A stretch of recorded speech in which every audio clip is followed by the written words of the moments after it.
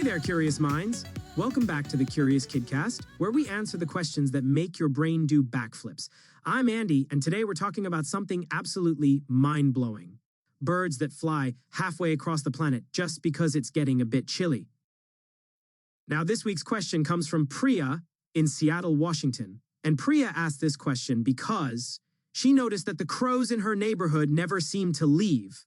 But in the fall or autumn, her dad points out these huge flocks of geese flying overhead in perfect V-shapes. She wanted to know, what's the deal? Why do some birds pack their tiny suitcases and head south, while others just fluff up their feathers and stick around? Great question, Priya. And honestly, once you learn about bird migration, you'll never look at a robin the same way again. Trust me. Okay, so let's start with the big why. Why would any bird want to fly thousands of miles? I complain when I have to walk to the end of my street. Here's the thing. It's all about food. Imagine if every winter your favorite snacks just vanished. No chips, no cookies, no pizza, just gone. You'd probably consider moving too, right? Maybe to your friend's house where they still have snacks? For birds, when the cold weather arrives, the insects they love to munch on either die or hide underground. Plants stop making seeds and berries, ponds freeze over so water birds can't catch fish. Basically, the buffet is closed for the season. So these clever little guys fly to places where it's still warm and the food is still flowing. They're not really escaping the cold. They're chasing the lunch menu. It's like following the ice cream truck, except the ice cream truck is, the entire continent of Africa. Now you might be wondering, how do birds know when to leave? They don't have phones with calendar reminders that say, hey, time to fly 5,000 miles. Thing way cooler. They have nature's alarm clock built right into their little feathered bodies. As the days get shorter and the nights get longer, something changes inside them. Their brains start releasing special chemicals that make them feel what scientists call Sugunruhe. That's a German word that means migratory restlessness. Try saying that 5 times fast. When Sugunruhe kicks in, birds get super fidgety, especially at night. They start hopping around, flapping their wings, acting all restless like kids on the last day of school before summer vacation. And here's the wild part. They start eating everything in sight to fatten up for the journey. Some birds literally double their weight. Imagine eating so much that you became twice as heavy just to prepare for a really long car ride. Your parents would be like, maybe you've had enough chicken nuggets? All right, let's talk real superstars of migration. The birds that make traveling across the country look like a trip to the corner shop. First up, the Arctic tern. These little overachievers fly from the Arctic all the way down to Antarctica and back again every single year. That's about 40,000 miles. To put that in perspective, that's like flying around the entire Earth. Twice, every year. These birds see more of the planet than most humans ever will. Then there's the bar-tailed godwit. One bird, nicknamed E7. Cool name, right? Flew 7,000 miles nonstop from Alaska to New Zealand. No bathroom breaks, no drive-through stops, just pure flying for over a week straight. And cute little swallows.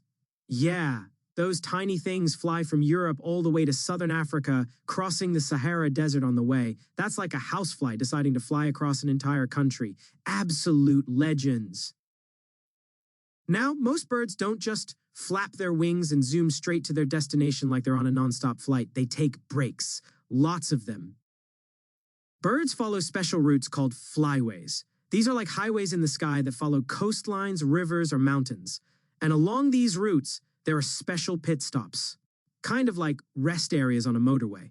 But instead of questionable sandwiches, there are insects, seeds, and shellfish.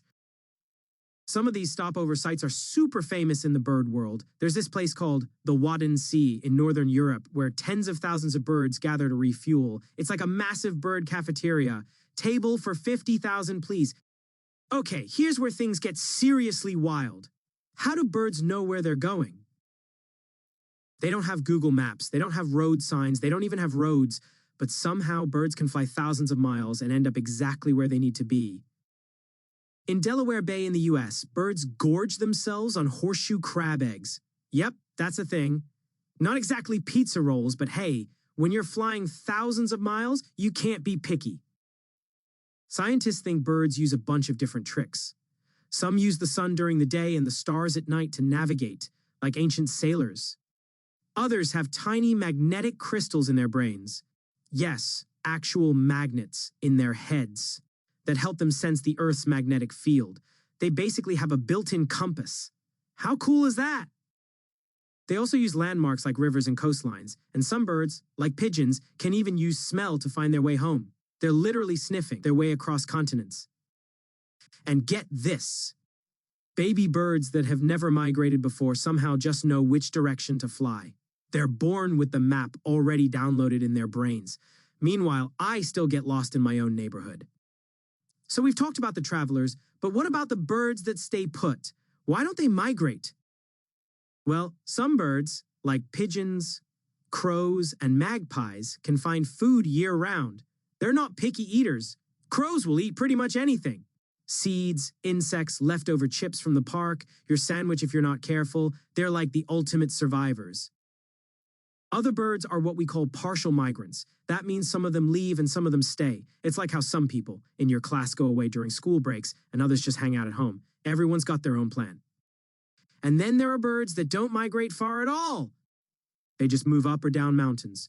When snow covers their food source at the top, they fly down to the valleys. Easy peasy, no need to cross an ocean. Now, I've got to be honest. Migration is incredible, but it's also super dangerous. Storms can blow birds off course. Imagine flying through a hurricane. Not fun. Predators like hawks are always on the lookout for tired, slow-moving migrants. It's like being chased when you're already exhausted from running. Then, there's the problem of city lights and tall buildings. Birds flying at night can get confused by all the lights and crash into windows or buildings. That's why scientists encourage people to turn off unnecessary lights during migration season. And worst of all, many of the wetlands and forests where birds used to stop and refuel are disappearing because humans keep building on them. Without those rest stops, it's like trying to drive across the country with no petrol stations. Despite all these dangers, millions of birds still make the journey every single year. Talk about determination. You've probably seen geese flying in that perfect V-shape and thought, that looks cool. Well, it's not just for style. It's science. When birds fly in a V-shape, each bird flies slightly behind and to the side of the one in front. This lets them catch the upward air currents created by the bird ahead of them. It's like drafting behind a cyclist. It makes flying way easier and saves energy. The bird at the front works the hardest, so they take turns leading. They're like, all right, mate, I've done my shift, you're up. Teamwork at its finest. Scientists even discovered that geese beat their wings in perfect rhythm to help each other. It's like a synchronized swimming routine, but in the sky, and with birds. Before we get to the quiz, let me hit you with some absolutely bonkers facts about bird migration.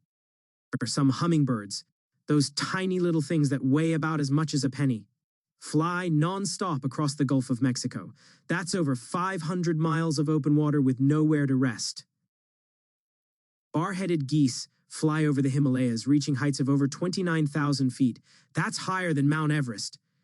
At that altitude, there's barely any oxygen, and these geese are just cruising along like it's nothing. The black-pole warbler weighs less than a golf ball and flies 3,000 miles across the Atlantic from Canada to South America. A bird smaller than your fist, flying across an entire ocean. Wild. And here's my favorite. Scientists have found that birds dream about migration while they sleep. They're literally practicing their routes in their dreams. So next time you dream about flying, maybe you're just channeling your inner bird. All right, you've learned a ton about bird migration, so let's see how much you remember. Quiz time. Get your thinking caps on. Question 1. Which bird has the longest migration in the world, traveling about 40,000 miles every year? Is it A, the Arctic tern, B, the emperor penguin, or C, the bald eagle?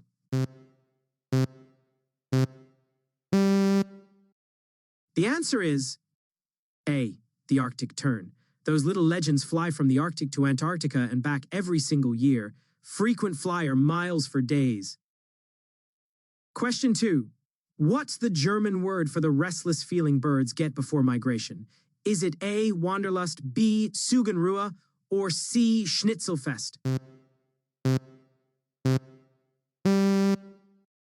The answer is B, Sugenruhe. And yes, I made up Schnitzelfest, but it should totally be a real word. Question 3. Why do geese fly in a V formation? Is it A, to look cool, B, to save energy by catching air currents, or C, because they're following a leader who knows the way?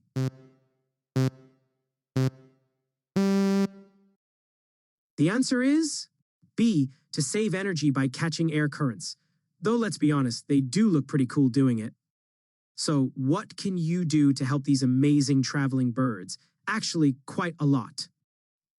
Put out bird feeders with seeds in autumn and winter, grow plants that provide berries and attract insects. If you have a cat, try to keep it indoors during migration season. Birds are already exhausted from flying. They don't need a surprise attack. Turn off unnecessary lights at night, especially during migration season. This helps prevent birds from getting confused and crashing into buildings. And most importantly, just pay attention. Watch the skies. You might spot a bird that's traveled from another continent, and that's pretty special when you think about it. So there you have it, folks. Bird migration. One of the most incredible journeys in nature. Some birds fly across the entire planet chasing summer, while others just hunker down and tough it out through winter. Next time you see a flock flying overhead, give them a little nod of respect. They might be halfway through an epic adventure that connects continents and oceans. Huge thanks to Priya from Seattle for sending in this question. If you've got a question that's been bugging you, whether it's about space, animals, how things work, or why your brother is so annoying, head over to our website at CuriousKidcast.com and send it in. And if you enjoyed this episode, make sure to share it with your friends and hit that subscribe button so you never miss an episode of the Curious Kidcast. Stay curious, stay awesome, and keep those questions coming.